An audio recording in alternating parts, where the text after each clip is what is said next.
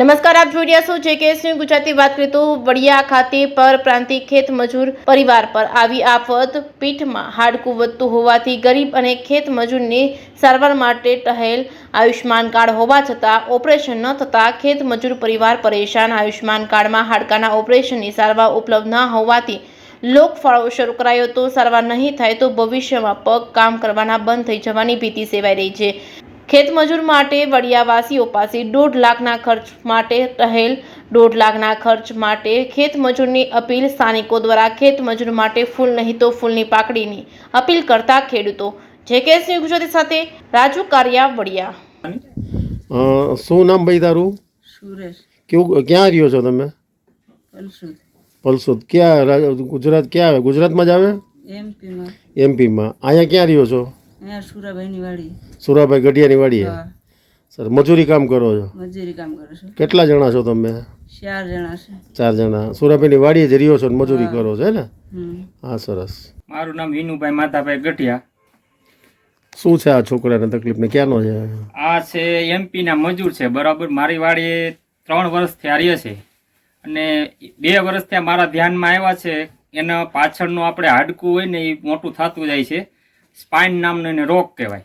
એટલે 2 વર્ષથી આ જોઈ છીએ કે મોટું મોટું વધતું જ જાય છે. અમે રાજકોટ અને અમદાવાદ સાહેબને બતાવ્યું એટલે કે આને તમારે ઓપરેશન કરાવવું પડે ને ઓપરેશન એનાથી થાય એવી કોઈ 1.5 લાખનો ડૉક્ટરે ખર્ચો કીધો.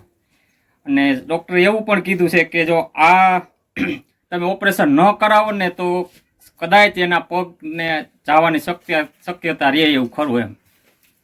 જેથી તમારો શું પ્રયાસ છે? એટલે અમે બધાએ થોડો લોકફાળો કરી છે ને કાંઈક ઈ લોકો આપે એમ કરીને અમારે ઓપરેશન કરાવવું છે. મા કાર્ડ નથી હાલતું? મા કાર્ડ હાલે છે પણ આ રોગમાં નથી હાલતું. એટલે આના માટે અમારે એને ડૉક્ટરે એમને 1.5 લાખનો ખર્ચો કીધો છે.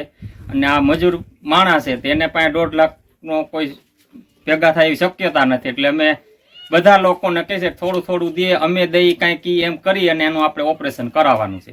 શું નામ અને શું તમે આ લોકોને તમે દવાખાને લઈ ગયા હતા? શું છે મુદ્દો? પ્રવીણભાઈ કાનજીભાઈ ગઢિયા મારું નામ છે. અને હું એને પેલા GT સેટમાં લઈ ગયો હતો. ત્યાંથી અમને મિત્તલ શાહ પાસે મોકલા. ત્યાં અમે બતાવ્યા. સ્પાઇનનો ડૉક્ટર છે એ. તો એણે કીધું કાર્ડમાં ઓપરેશન થશે નહીં, બરાબર. તો અમે પછી એ કે તમે સિવિલમાં આવ્યા જાઓ. તો અમે સિવિલમાં પણ એને બતાવ્યા અમદાવાદ. તો ત્યાં પણ ડૉક્ટરોએ કીધું કે આ સ્કીમ આમાં છે નહીં. તો આ તમારે ગમે ત્યાં 1 લાખ 1.5 લાખનો ખર્ચો થાય તો એ એકઠો કરીને દેવાની જરૂરિયાત રહે. શું છે તમારો શું પ્રયાસ છે આમાં? એટલે અમે ફાળો કરવા ઈચ્છીએ છીએ. અમે કંઈક થોડું દઈને થોડુંક પછી લોક ફાળો મળે એ અમારી પ્રયાસ છે. તો મારા જે ફેસબુક મિત્રો છે જે આ તમને વિડીયોમાં જોવે છે એને શું કહેશો? કે ફૂલ લઈ દો, ફૂલની પાકડી આપી આનું નવજીવન મળે એવું કરજો. ગરીબ પરિવાર છે, ઉંમર નાની છે બહુ, 13 વર્ષ 25 દીની ઉંમર છે અને મજૂરી કામ કરે છે.